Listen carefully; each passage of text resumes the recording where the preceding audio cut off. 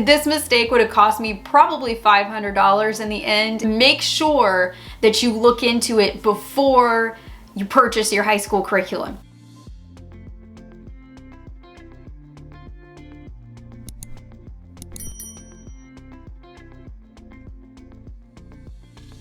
Hey everyone, welcome to my channel. My name is Mandy, the Handmade Homeschooler, and today we're going to talk about a lot of surprising things that I have gone through this last year as a first-time high school homeschooling mom. And we're gonna go over a couple of points that I really didn't expect, and hopefully this will help better prepare you for the coming years and whether or not you homeschool a high schooler or not.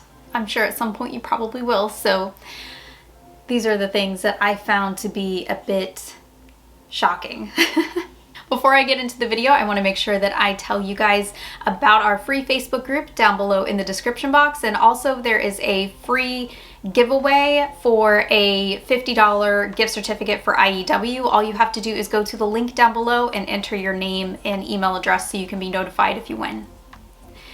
Okay, so this is my first year as a high school mom who is homeschooling, and it's brought back a lot of memories from my high school days. It's been a minute, but it's all coming back to me now, Celine Dion style. And if that reference doesn't date me, I don't know what does. Okay, so let's go over some of the really big differences here. I wrote a couple of them down, and it's just stuff that has really come to me over the last couple of months, especially as we're planning to go into 10th grade, and I'm planning all of this stuff for that. And it seems like the further you get into this, the more swampy it can really get.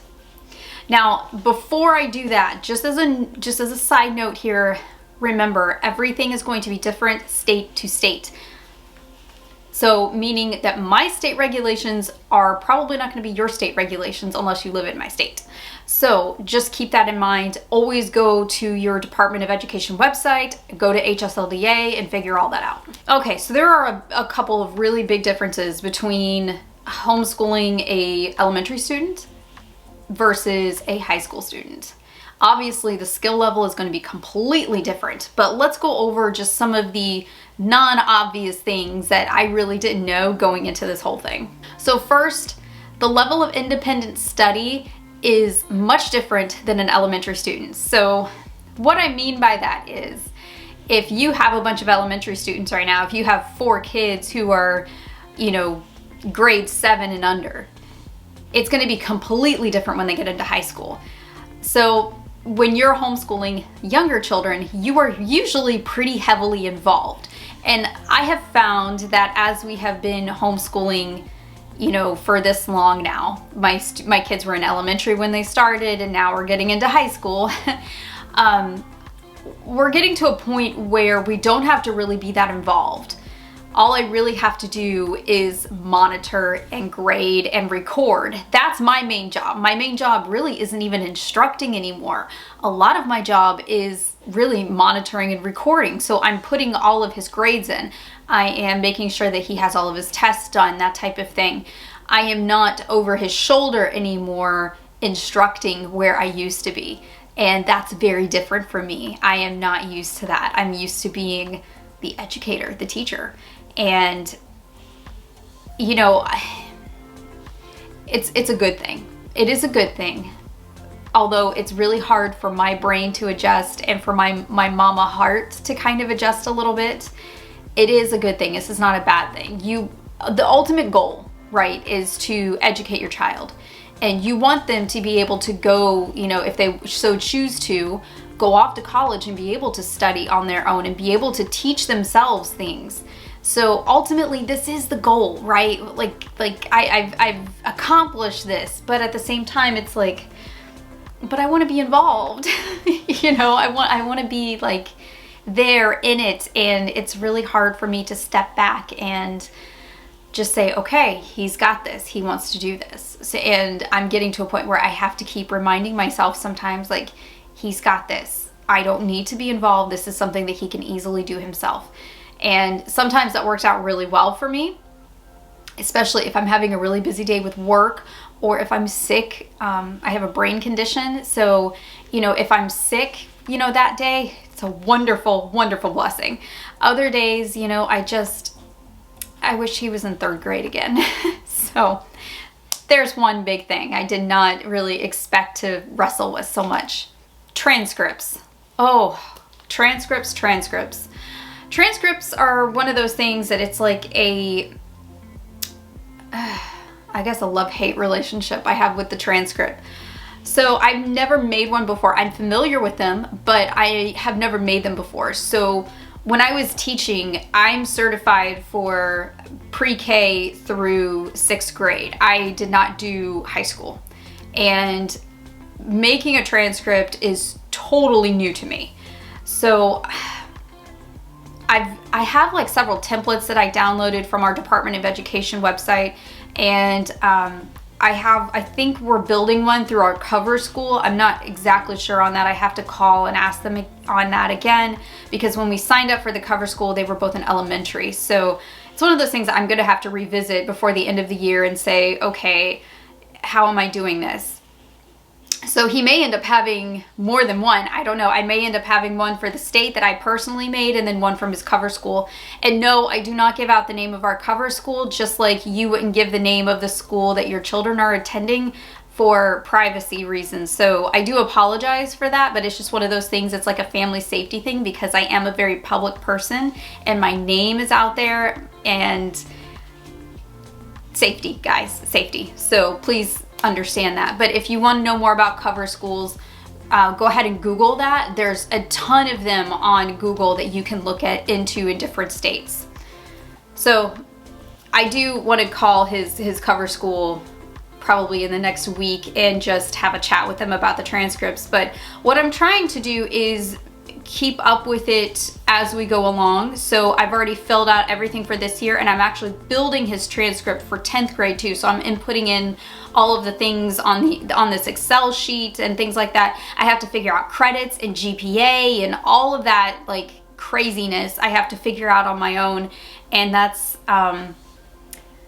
interesting. That's the first time I've had to do that. So this has been a very eye-opening experience. I feel like by the time I get to my 2nd kid, I'm going to have this all figured out and it's not going to be difficult. But for right now, I need to figure this all out. So I'm really learning as I go through this whole experience. So planning for college admissions, that's the next one. So I'm so used to just, oh, well, what do they have for this grade? Which one would you like? And then they pick it out. With high school, it's different, because if they have a college already picked out, you want to make sure that they have certain things like checked off in the box. So for instance, our state college here wants to see that in 10th grade, they had American history. So I had to rewire my whole plan that I had for history for high school at the last minute, because I realized, oh, well, if he changes his mind and decides to go to the big name university and not our local college, I want him to be able to have the option to do that. So I changed him over to American history, which was actually the 11th grade curriculum for the company that we were using. So had to totally flip my schedule, but I'm glad that I did that, and I'm glad that I caught that before I bought the curriculum. So just as a make sure that you look into this, because I almost made a huge mistake. This mistake would have cost me probably $500 in the end if I had not caught this, or I would have had to keep it and then switch it for 11th grade, and then I would have had to buy 2 history curriculums at the same time, and then do one year and one the next year. So make sure that you look into it before you purchase your high school curriculum. So the next one, electives. Let's just talk about electives and the price, okay? And this goes not just for electives, but all high school curriculum. I did not realize this, you guys. I was so unprepared, and so was my wallet unprepared for how much this was gonna cost me. I could not believe some of the price tags on this, and some of them were just elective courses. I was looking at elective courses. Some of these electives would have cost me probably $200 to $250 for one half credit course. Like, we're not talking about a full credit elective. I'm talking about like half credit elective. And I'm just looking at those price tag going, are you kidding me? This is insane. This is insane. And like, I get it. We're homeschooling, and high school is a totally different level. But at the same time, like, have you seen the inflation rates lately? Come on. So I'm buying a whole lot of used curriculum this year. You guys know I like buying new so I can sell it at a higher price, which gives me such a much better return. However, could not do that this year with a lot of it. Anything that I can't get used, I'm trying to get on sale, and you know, just do swaps. If you have swaps, swap with people in your church if you can, curriculum, see what you can find, because I struggled this year buying curriculum, not just with trying to figure out all of these pieces like a puzzle for his transcript, but trying to get it all at the best price, because there's a lot of companies right now are not doing sales because it's high tide season and everybody's buying curriculum right now. It is the rush period, and what I can't find, I'm having a really hard time trying to pay full price for it because it's just so expensive. And plus I have my younger student over here who also needs curriculum. So you're gonna see a lot of changes in my curriculum debut video for this coming year on curriculum, because I really had to adjust for our budget. So it's gonna be interesting. It's really gonna be interesting this year, you guys. It's gonna be good though. So if you have a high schooler, what has been the most surprising thing for you as you have gone through homeschooling high school? And if you have put kids in college, please put my mama heart at ease and let me know. Like, what was it like? Was it difficult? Let me know, please. I need like friend to friend, please tell me, because this has been a really, I don't want to say bumpy journey, but it's been a very big learning process. I've had quite a learning curve adjusting from elementary and middle to high school.